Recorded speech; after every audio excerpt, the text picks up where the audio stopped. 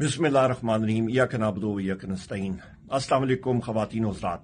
आज पाकिस्तान की जुडिशल तारीख का स्याह तरीन दौर है। उसकी बुनियादी वजह यह है ख़वातीन व हज़रात कि दुनिया के किसी भी महज़्ज़ब माशरे में कभी भी फौजी अदालतें सिविलियंस का ना ट्रायल करती हैं ना फैसला सुनाती हैं।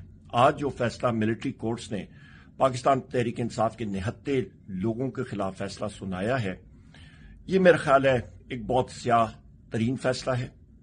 इसकी मिसाल नहीं मिलती और ये नहीं होना चाहिए था। इसको हम लोग रिजेक्ट करते हैं और कंडेम करते हैं। ख़वातीन व हज़रात, इसकी वजूहात भी मैं आपके सामने रखता हूं।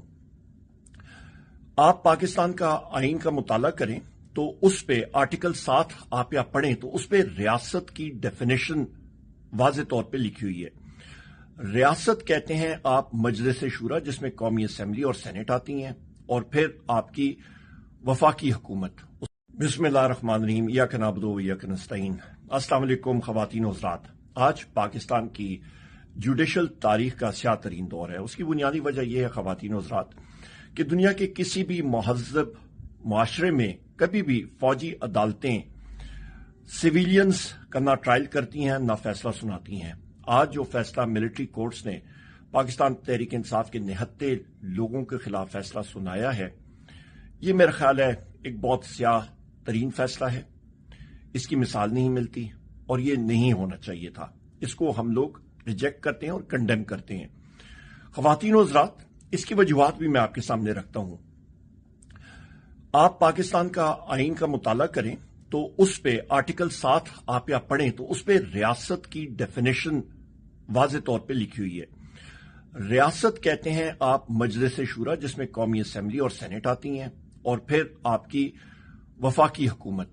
आप मजलिस शूरा जिसमें कौमी असेंबली और सेनेट आती हैं, और फिर आपकी वफाकी हुकूमत। उसके बाद सूबाई हुकूमत और सूबाई असेंबलियां आती हैं। उसके बाद वो इदारे जो कि टैक्स नाफिज करते हैं। आपकी मुसल्लह फौज हो, आपका कोस्ट गार्ड हो, आपके रेंजर्स हो, आपके फायर ब्रिगेड हो, आपकी पुलिस हो, ये सब के सब एक रियासत यानी कि स्टेट के ताबे होती हैं, उनके औजार होते हैं।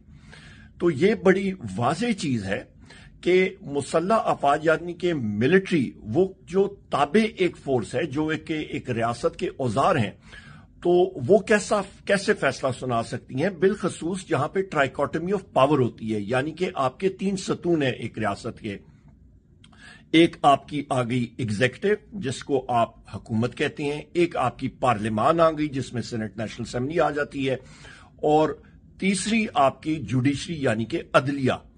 तो ये तो हो गई एक स्टेट के फंक्शनरीज या सतून। उसके नीचे जो औजार है यानी कि मुसल्लह फौज, वो उठ के तो अदलिया का फंक्शन जो है, वो जिम्मेदारियां वो अपने कंधों पे लेके और आपके सिविलियंस के खिलाफ, निहत्ते शहरियों के खिलाफ एक आम कोर्ट के जो केसेस होते हैं उसके फैसले सुनाने शुरू कर दे।